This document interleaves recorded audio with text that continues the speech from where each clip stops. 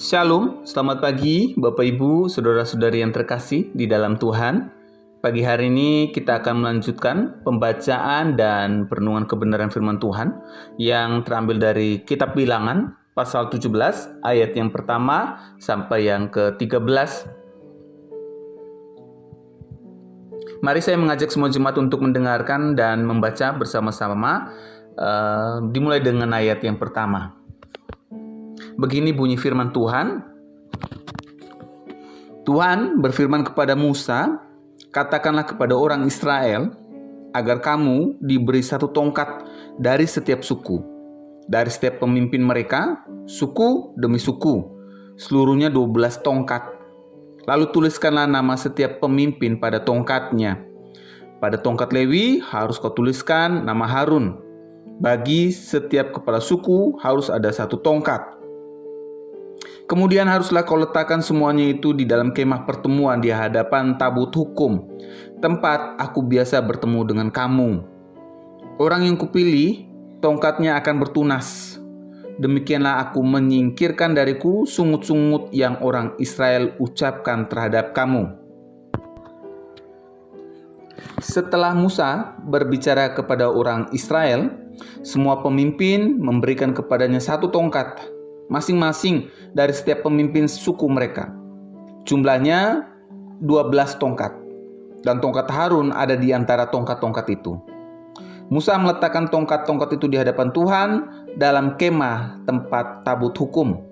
Keesokan harinya, ketika masuk ke dalam kemah tabut hukum itu, tampaklah tongkat Harun dari keturunan Lewi telah bertunas, mengeluarkan kuntum, mengembangkan bunga, dan berbuahkan buah badam.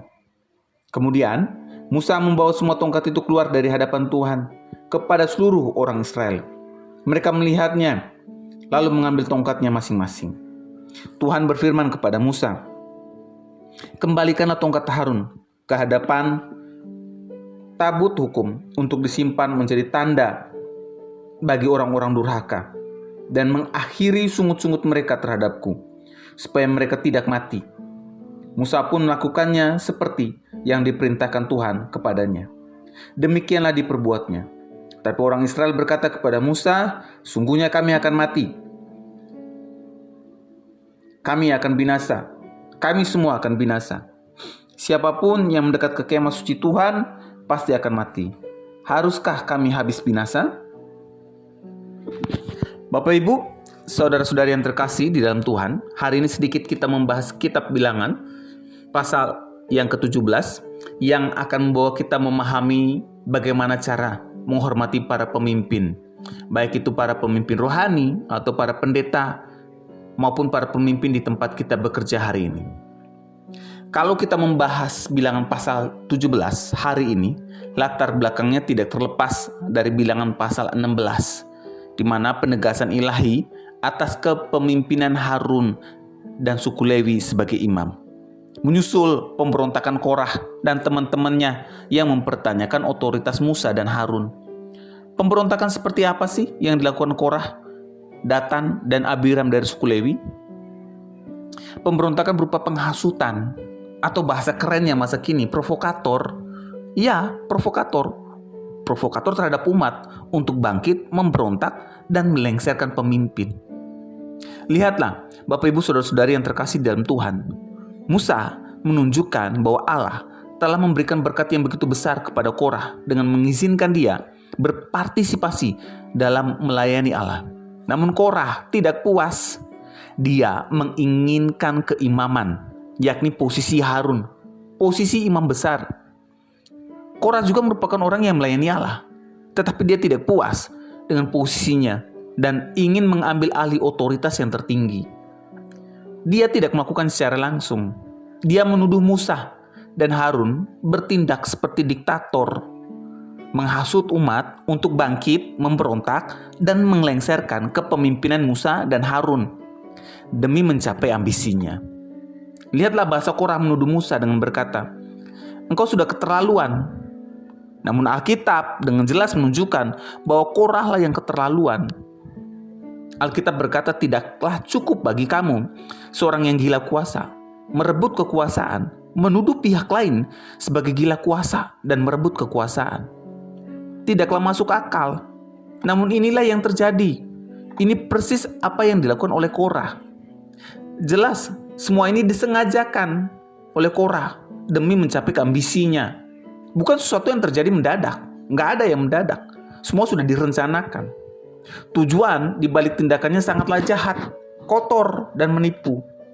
Maka tidak heran tindakan Allah tidak memberinya kesempatan untuk bertobat dan langsung melenyapkan dia dan teman-temannya. Maka inilah yang melatar belakangi munculnya bilangan pasal 17. Hari ini adalah untuk menekankan kedaulatan Allah dalam memilih pemimpin melalui mujizat tongkat Harun yang bertunas, berbunga, dan berbuah badam. Ini meneguhkan otoritas ilahi, meredahkan sungut-sungut bangsa Israel, dan mengajarkan kepada mereka ketaatan serta penghormatan terhadap pemimpin yang ditetapkan Tuhan. Bapak, Ibu, Saudara-saudari yang terkasih di dalam Tuhan, apa penerapannya bagi kita umat Tuhan yang hidup di masa kini? Penerapannya, mari sama-sama kita belajar menghormati para pemimpin rohani atau para pendeta kita dan setiap para pemimpin di mana kita bekerja hari ini. Ini bukan berarti kita mengkultuskan para pemimpin atau mendewakan mereka. Bukanlah seperti itu maksudnya. Dan bukan juga berarti karena mereka pemimpin, apapun kesalahan yang mereka perbuat, ya kita ikut saja. Yes, Mom. Yes, Dad. Bukan seperti itu maksudnya. Kalau mereka salah dalam setiap keputusannya, silakan. Ada cara dan ada berbagai tahapan yang baik untuk bisa disampaikan. Bukan berarti setiap pemimpin anti kritik. Silakan menyampaikan kritik yang tujuannya untuk membangun bersama. Silakan, tidak ada yang melarang.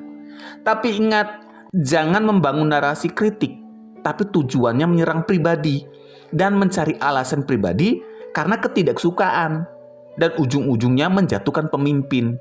Ini yang tidak boleh. Kalaupun toh ide dan saran kita tidak bisa diterima oleh para pemimpin, ya sabar, jangan memaksakan kehendak. Setiap maksud yang baik kalau ditolak bukan berarti gagal hari itu, dan bukan berarti ide dan saran kita itu buruk, bukan. Sebagai pemimpin, pasti ada hal yang masih juga yang lebih utama dipikirkan oleh pemimpin. Jadi sabar, karena semuanya itu butuh waktu yang tepat. Karena bisa saja suatu maksud yang baik kalau dipaksakan bisa saja akan menghasilkan sesuatu yang tidak baik. Maka berdoalah untuk mereka. Karena sejahat apapun mereka hari ini, sebagai pemimpin mereka pun diizinkan Allah untuk memimpin kita hari ini. Dan mereka juga yang bertanggung jawab, baik dan buruk yang kita alami.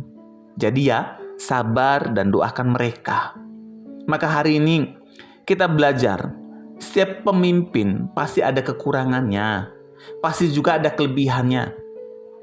Tidak ada satu pemimpin di dunia ini yang sempurna. Kita mau cari sampai ke ujung dunia pun, mau ganti dengan berbagai gaya dan bentuk, dari botak sampai gondrong pun, karena ketidakpuasan kita terhadap seorang pemimpin, atau sampai mati pun. Kalau bicara tentang manusia daging yang hidup di bumi ini yang memimpin, semuanya tidak ada yang sempurna. Tidak ada yang sempurna. Yang menjadi persoalan bagi kita adalah yang mau dipilih Tuhan jadi pemimpin, atau yang kita mau pilih sesuai keinginan kita, biar bisa disetir, sepakat dengan kita, sesuai dengan kemauan dan keinginan kita. Kan tidak boleh begitu kalau kita cara memilih pemimpin. Mari sama-sama belajar menerima setiap pemimpin, baik itu pendeta, guru di sekolah, dosen di tempat kuliah, maupun bos kita di tempat kerja. Karena mereka ditetapkan Tuhan untuk memimpin dan bertanggung jawab atas kita yang dipimpinnya hari ini. Dan ingatlah, buanglah sifat pemberontakan Korah dan teman-temannya berupa penghasutan atau provokator umat yang hanya menguntungkan diri sendiri dan golongan. Dan mari belajar bersama untuk menghormati dan satu hati mendukung para pemimpin yang sudah dipilih dan ditetapkan Tuhan. Mari kita berdoa. Tuhan Yesus, kami bersyukur kalau hari ini kami belajar dari bilangan pasal 17 yang mengingatkan kami semua umat Tuhan yang hidup di masa kini bahwa Engkau Allah yang berdaulat memilih pemimpin melalui berbagai cara, apapun itu. Oleh sebab itu, Tuhan, ajar kami semua untuk membuang sifat pemberontakan berupa penghasutan terhadap sama umat Tuhan. Dan mari ajar kami untuk menghormati setiap pemimpin yang saat ini memimpin kami semua. Di dalam nama Tuhan Yesus, kami sudah berdoa. Amin. Kiranya renungan hari ini terus menguatkan langkah iman kita dalam mengiringi Tuhan Yesus. Ingat, tetap teruslah berdoa, tetap teruslah percaya, dan tetap teruslah bersyukur. Tuhan Yesus memberkati.